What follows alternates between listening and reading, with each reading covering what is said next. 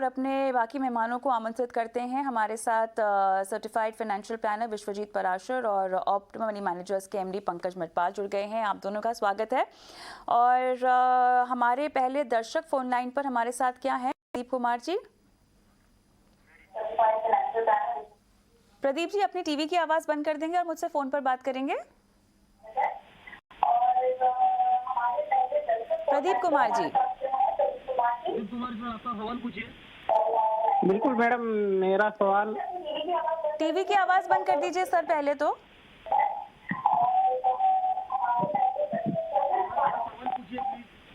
Sir, मेरा सवाल ये है कि मेरा SBI स्मॉल कैप में 2000 का SIP है। आपके फंड्स के मेरे पास नाम है। आपने 5 फंड में 11,000 की SIP कर रखी है और 2 से 3 साल से कर रहे हैं। 10 साल में 30 लाख रुपए, यही आपका लक्ष्य है ना सर? और इसमें मेरा कुछ लमसम अमाउंट भी है। किस में लमसम अमाउंट है उसकी जानकारी आपने हमें नहीं दी है शायद। एक्सिस ब्लू चिप में एक 50,000 लमसम अमाउंट है। एक्सिस ब्लू चिप में आपके पास लमसम है, और किस में है?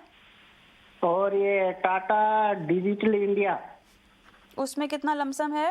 इसमें एक 30,000 है। इसमें आपकी SIP भी चल रही है? इसमें SIP भी चल रही है। ठीक है। और जो ये मेरी SIP है ये लगभग 2 से 3 ईयर से चल रही हैं, तो मेरा 10 ईयर चलाने का है। ये कोई खास मकसद से आपने निवेश शुरू किया होगा ना सर? मैडम, 10 ईयर बाद में एक तो हमारे बच्चे का एजुकेशन, जो हायर एजुकेशन होता जी, उसका, और एक वही हमारा प्लानिंग है उसका एजुकेशन का। चलिए पंकज जी बताएं, एक और एडिशन है, एक्सिस ब्लू चिप में इन्होंने लमसम भी निवेश कर रखा है। बताएं पंकज जी, इनके बच्चे के भविष्य के लिए इन्होंने निवेश किया है, क्या ये पर्याप्त होगा? बिल्कुल कविता, देखिए पंडित जी ने काफी मतलब अपना लक्ष्य भी तय कर लिया है, स्कीम भी डिसाइड की हुई है और इन्वेस्ट कर रहे हैं। तो मुझे लगता है प्रदीप जी, अगर हम देखें कि पिछले 2-3 साल में जिस हिसाब से आप इन्वेस्ट कर रहे हैं, तो 3.5-4 लाख रुपया तो आपने इकट्ठा कर लिया होगा। यदि आप पूरी राशि को बता दें तो और भी आसान हो जाएगा मेरे लिए ये बता पाना कि आप कितना इकट्ठा कर पाएंगे। बट मैं एक अंदाजा लगा रहा हूं कि 50,000 आपने लमसम किए हुए हैं एक्सिस ब्लू चिप में, और बाकी स्कीम में भी जिस हिसाब से आप 2-3 साल से SIP कर रहे हैं, तो 3.5-4 लाख रुपए आपने इकट्ठे कर लिए होंगे। सही कहा मैंने?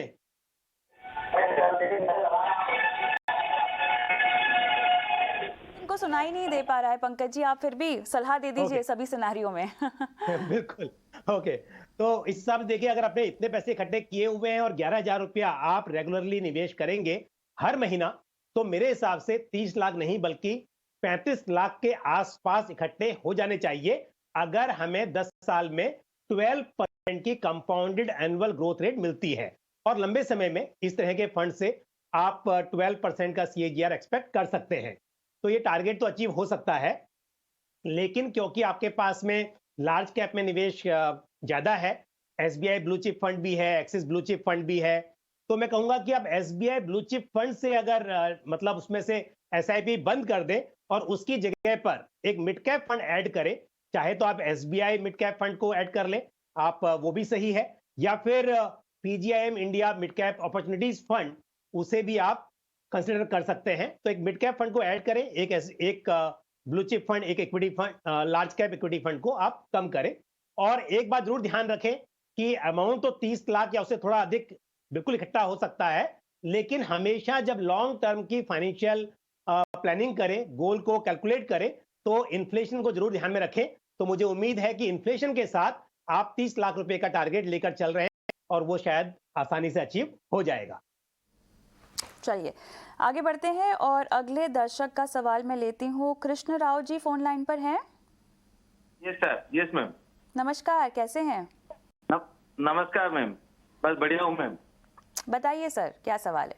सर मेरा एक क्वेश्चन है, वो एक्सिस म्यूचुअल फंड हाउस में जो कुछ पहले स्कैम हुआ था, तो इसमें इम्पैक्ट आया कि एक्सिस ब्लू में मेरा SIP चल रहा है, और एक्सिस ब्लू फंड में मुझे कंटिन्यू करना है, ना स्विच ओवर लेना है, ना SIP 10,000 लास्ट 3 साल से चल रहा है मेरा। बस ये इसी एक फंड में हेलो? चल रही है?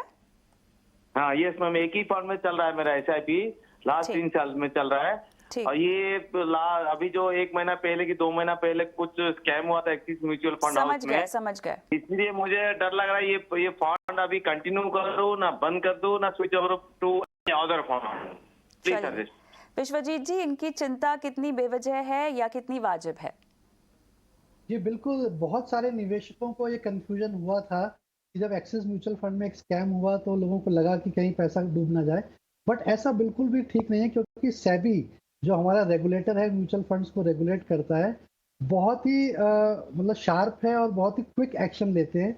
और इस फंड में भी जो इरेगुलरिटीज पाई गई थी, जो फ्रंट रनिंग की बात हुई थी, उस पर फंड मैनेजर को और जो डीलर थे उन पर एक्शन लिया गया है। बाकी म्यूचुअल फंड एक बड़ा फंड हाउस है, एक फंड मैनेजर के ऊपर डिपेंड नहीं करता है। एक्सिस ब्लू चिप फंड में आप बिल्कुल बने रहें और अपनी SIP कंटिन्यू रखें। एक बहुत बड़ा फंड हाउस है, काफी लोगों ने निवेश किया हुआ है, तो मुझे नहीं लगता किसी भी वजह से आपको इस फंड हाउस से निकलना चाहिए या स्कीम से निकलना चाहिए। एक्सिस म्यूचुअल फंड दोबारा अच्छी रिटर्न्स देने की कोशिश कर रहा है, तो मुझे लगता है कि आपको किसी तरीके की कोई पैनिक नहीं लेना चाहिए। और जो भी निवेशक कभी कभी ऐसी चिंताओं में, ऐसे जब न्यूज आती है तो एग्जिट होने की कोशिश करते हैं, तो उनको भी यही सलाह है, पहले अपना स्कीम में देखें कोई एग्जिट लोड तो नहीं लग रहा, या कोई टैक्स तो नहीं लग रहा, कहीं कोई आपका 1 साल भी नहीं हुआ और आप उससे निकल जाए तो आपके ऊपर टैक्स लग जाएगा। तो ये सब चीजों को ध्यान रखकर ही आप एग्जिट करें, ब्लैंकेट एग्जिट ना करें, पूरा समझ के ही एग्जिट करें। और मेरे हिसाब से कृष्ण राव जी, आप एक्सिस ब्लू चिप फंड में बने रहें। म्यूचुअल फंड सही है, आपने सुना भी होगा, और ये फंड भी बहुत अच्छा परफॉर्म करेगा, ऐसा हमारा मानना है। कृष्ण राव जी, निश्चिंत रहें और हालांकि खबरों को ज़रूर ट्रैक करते रहें। आगे बढ़ते हैं और अगले दर्शक अमित पटेल साहब फोन लाइन पर हैं। अमित जी, यस मैडम, कैसे हैं? कैसे हैं सर? ठीक है मैडम। अच्छा, 35 लाख रुपए चाहिए आपको 10 साल के बाद? हाँ। ये जो फंड्स आपने इकट्ठा किए हैं, ये आपने रिसर्च की है खुद क्या? जो भी फ्रेंड सर्कल और जो बताते हैं उस हिसाब से निवेश किया हुआ। अच्छा, चलिए, तो यहाँ पर समय तो आपके पास है, पर थोड़ा सा आपका पोर्टफोलियो अग्रेसिव भी है। पंकज जी, कैसा लग रहा है आपको इनका पोर्टफोलियो? थोड़े से बदलाव की जरूरत है, हालांकि ठीक ठाक है, ऐसी कोई बात नहीं है, क्योंकि फ्लेक्सी कैप फंड्स जो है उनका लार्ज कैप मिड कैप में निवेश है। तो पहले तो मैं बताऊंगा कि जो राशि आप लेके चल रहे हैं कि कितना पैसा इकट्ठा करना है।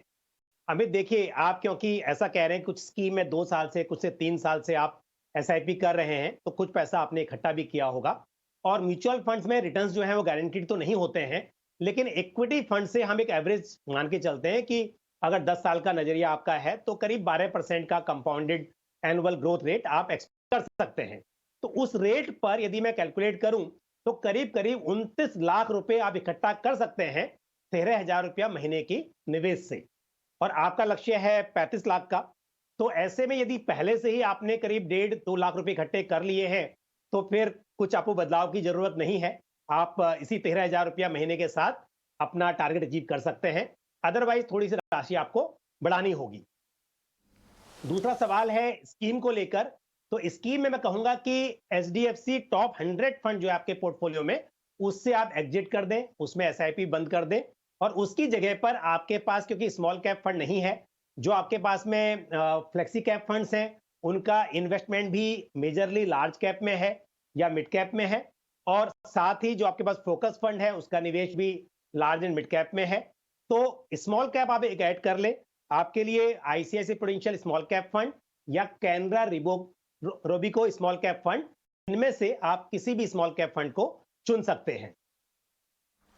एक ही SBI कॉन्ट्रा फंड पे मुझे पूछना है पंकज जी, किस तरह के निवेशकों को इस तरह के फंड में पैसे लगाने चाहिए या अपने पोर्टफोलियो में किस स्टेज पे इसको शामिल करना चाहिए? बिल्कुल, देखिए, जो कॉन्ट्रा फंड्स होते हैं ये बेसिकली एक वैल्यू ओरिएंटेड फंड्स होते हैं, यानी कि ऐसे फंड्स इस तरह के स्टॉक्स में इन्वेस्ट करते हैं जो कि बहुत ज्यादा मतलब चलन में नहीं है, यानी कि स्टॉक्स अच्छे हैं, कंपनीज अच्छी हैं फंडामेंटली, लेकिन इस वक्त पर निवेशकों का ध्यान उन स्टॉक्स पर नहीं है। तो ये फंड मैनेजर उस तरह के स्टॉक्स को अपने पोर्टफोलियो में शामिल करते हैं।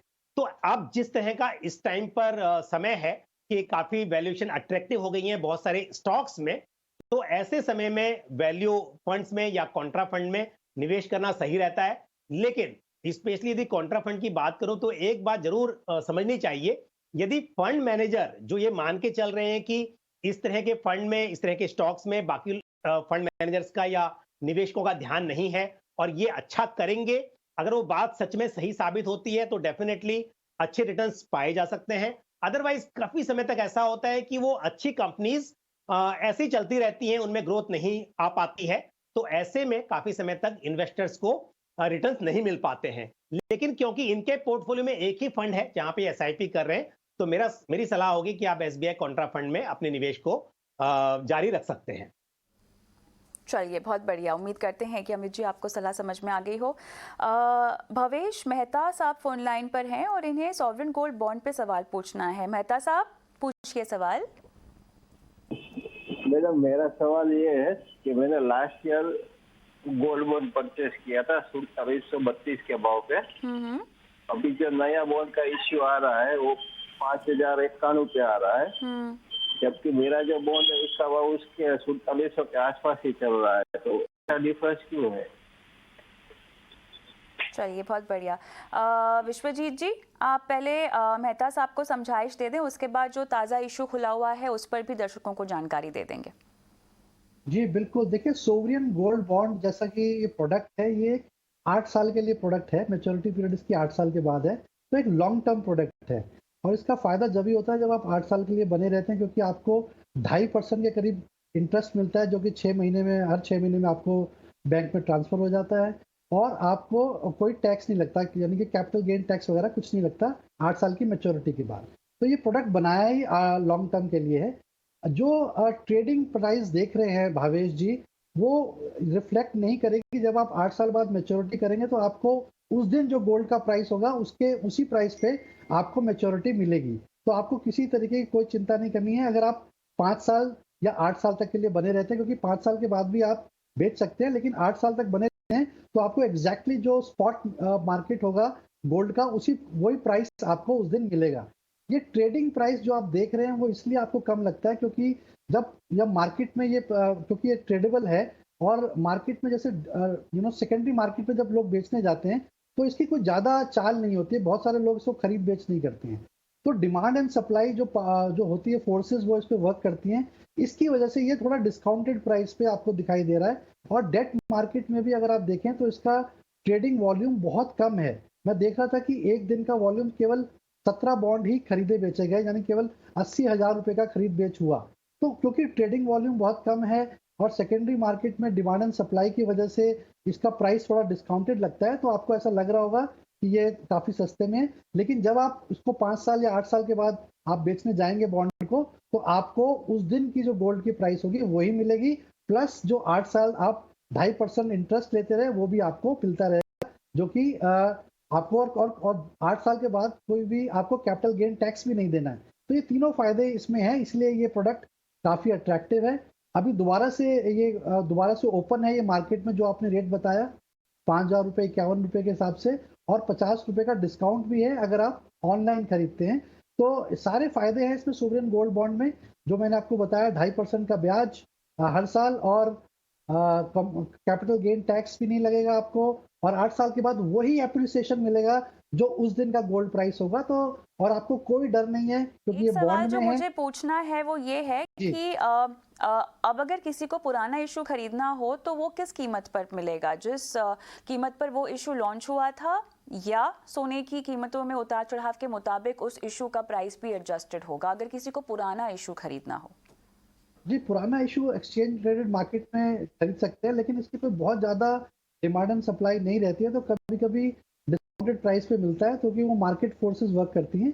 तो इसलिए मेरे ख्याल में आपको डिस्काउंटेड प्राइसेस पे ही खरीदना पड़ेगा। बट अदरवाइज अगर आप फ्रेश खरीदते हैं तो आपको और आज का रेट लगेगा, क्योंकि ये भी लास्ट 3 दिन का जो रेट होता है, जिस पे ये रेट निकला है, इंडियन बुलियन और ज्वेलर मार्केट के हिसाब से जो लास्ट 3 दिन का एवरेज प्राइस है उसके हिसाब से इसकी रेट रखी गई है।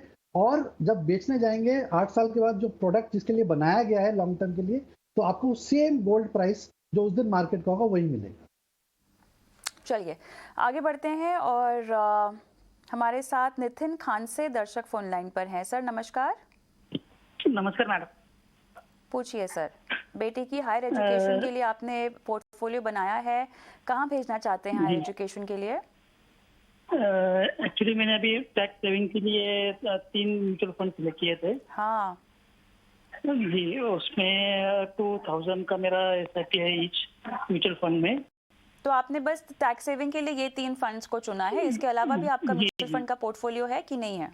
जी नहीं, बस टैक्स सेविंग के लिए किया है और मुझे इन्वेस्टमेंट करना था, तो मुझे जानना था कि कौन सा फंड बेस्ट रहेगा मेरे लिए, और 10 to 15,000 का मुझे और इन्वेस्ट करना है। 1 करोड़ चाहिए आपको 15 साल में, है ना? जी हाँ, कॉर्पस अराउंड 1 करोड़ होना चाहिए। ओके पंकज जी, तो टैक्स सेविंग के लिए 3 फंड्स तो पोर्टफोलियो में डालने की ज़रूरत नहीं थी, और अब इनको पोर्टफोलियो विस्तार करना है और 1 करोड़ का इनका लक्ष्य है 15 साल में, तो साफ तौर से इनकी निवेश राशि बढ़ानी होगी इनको, लेकिन जब मुमकिन होगा तभी बढ़ा पाएंगे। बताएं अब यहाँ बदलाव मौजूदा पोर्टफोलियो में और कौन से फंड्स ऐड करने चाहिए? कविता देखिए, 3 टैक्स सेविंग फंड्स हैं और तीनों ही अच्छे फंड हैं, तो मैं कहूंगा कि चलने दीजिए, कोई बात नहीं, आपको कुछ यहाँ पर रोकने की जरूरत नहीं है।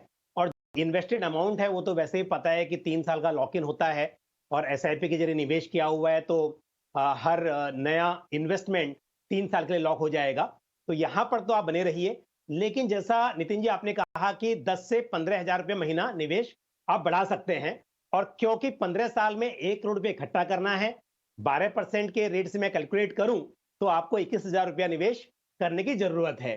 तो 6,000 रुपया निवेश आप कर रहे हैं, 15,000 आप बढ़ा दीजिए, 21,000 हो जाता है।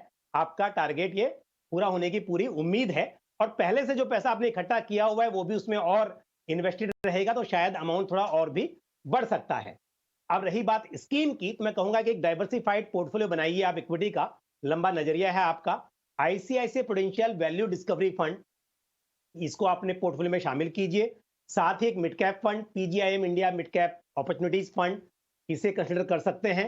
Nippon India flexi cap fund, और साथ ही कैनरा रूबिको स्मॉल कैप फंड, इन 4 फंड्स को आप शामिल कर लीजिए। और भविष्य में कभी आपको ऐसा लगे कि टैक्स सेविंग के लिए आपको जरूरत नहीं है या बदलाव करना चाहें, तो टैक्स सेविंग की 3 स्कीम को आप कम करके 1 स्कीम या 2 स्कीम ही रखिए। बट फिलहाल के लिए क्योंकि चल रहा है तो चलने दीजिए, और ये 4 स्कीम मैंने बताई, ये आप अपने पोर्टफोलियो में शामिल कीजिए। चलिए, तो यहाँ पर सवाल जवाब के सिलसिले को तो हमें ख़त्म करना होगा, लेकिन वक्त आ गया है निवेश का गुरु मंत्र जानने का।